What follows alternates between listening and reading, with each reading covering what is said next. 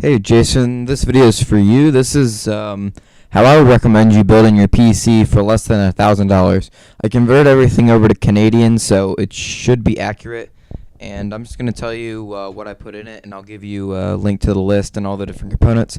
And yeah, seems like a pretty good PC. This is more powerful than mine, and mine does a lot more than I ever needed it to, so I think this is going to be pretty awesome.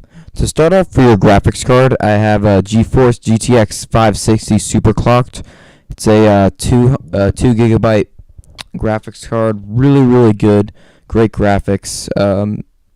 HDMI out, DVI out, all the basics and everything. I have one of these, and I definitely recommend it.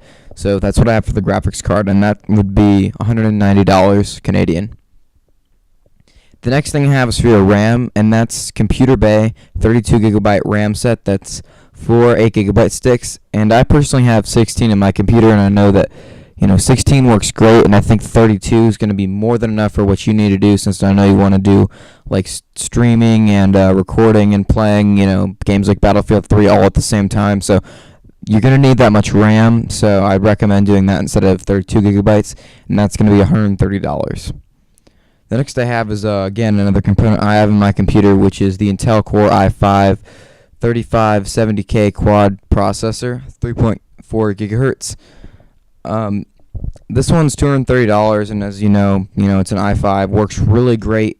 I recommend it. I've never had any problems with slowdowns and whatnot.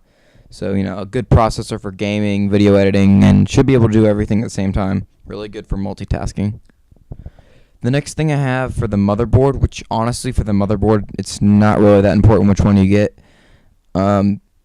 Just get a good one for around $100 to $200 is ones that would be good. Just make sure it's the right kind, 1155 Intel, just because I actually bought a ATX motherboard instead of an Intel when I built my computer.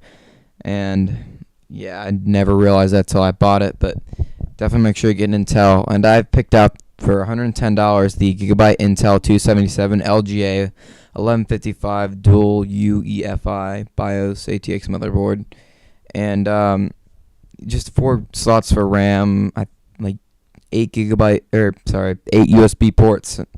Is a really good motherboard from what I can see, and probably would do just what you need. Next, I have a solid-state hard drive, and that is a 128 gigabyte, 2.5 inch solid-state Crucial hard drive. This is $100, and I definitely recommend getting a solid-state. I know they are a lot more expensive, but they're so much faster and just really good to run all your programs off of and whatnot. I personally have a 64 gigabyte, and that's just way too small. I only have like 15 gigs free since I keep all my programs on there. But a 128 gigabyte should be enough for your programs and whatever game you're playing at the time. The next thing I have is just Windows 7 Home Premium, 64-bit, and that's $90. Next I have Asus 12x Blu-ray drive, 16x DVD-ROM, and 48x CD SATA internal Blu-ray drive. I believe that's the one I have on my computer. I'm not sure. I know I have an Asus, but it's a read, non-write. It writes DVDs and CDs, obviously, but it does not write Blu-rays, which honestly I don't think that's a huge deal, because down the line they're not going to be that expensive when people start writing Blu-rays. But right now it's just so expensive for Blu-rays, and anything you'd use them for, you could just put them on an external hard drive. Like if you ever wanted to, put a Blu-ray onto a disc, you could play it on a PS3 and whatnot, but you can also do that with an external hard drive. So pretty much anything that plays Blu-rays is also compatible with an external hard drive, so actually burning them is not a great feature. It's not really very mandatory.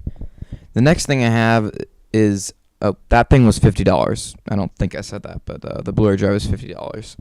The next thing I have is a Western Digital 2 terabyte WD green SATA 3 hard drive, 64 megabyte cache. Definitely get a good. This is obviously not a solid state, since it's so big, but I recommend just getting this for data, storing your other games on it, your files or movies and whatnot. 2 terabyte seems to be the best solution, because to go up to 3 would be $150, and it's only like $10 less for a 1 terabyte, so 2 terabyte seems to be the best option. So yeah, that's my recommendation for the data drive. The next, actually, also I recommend a Cooler Master case. These go for around $50. Nothing, and there's not like one in specific. I would really recommend just any Cool Master case is always really good.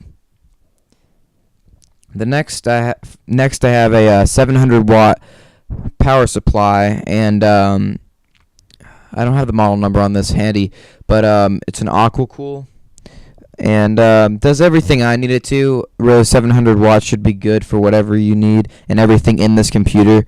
So that seems like a good one. Those go for around $60. The last two things I have on here are I'm not sure if you need them or not, but there would be a monitor and mouse and keyboard. And you're going to be surprised about this, but what I recommend for the monitor is actually the PlayStation 3D display. Since a lot of stuff on YouTube and Blu-rays and whatnot are going over to 3D, this is a really great 3D monitor, very good quality. I personally have one using my computer, and I absolutely love it. Really good quality picture. There's nothing I can really say bad about it, and it's only about the price of a normal computer monitor. These generally go for around $200 in stores whenever I see them. It looks to be about 220 Canadian on Amazon, and I'm not sure if you need a monitor or not, but if you do and you can afford to get this one, I definitely recommend it. The next thing I have on here, and the final thing is I don't know if you have a mouse and keyboard. I'm sure you probably do, but if you want to go to a wireless one, if you don't have one already, I have the Logitech wireless desktop MK320 keyboard and mouse set. This is only like $20. I personally have one. I've never had a problem with it. Batteries last real long. It's good for gaming. I use it for everything, for Steam and whatnot. So can't complain with that, and it's not too expensive. So if you don't have one, go ahead and get one of those.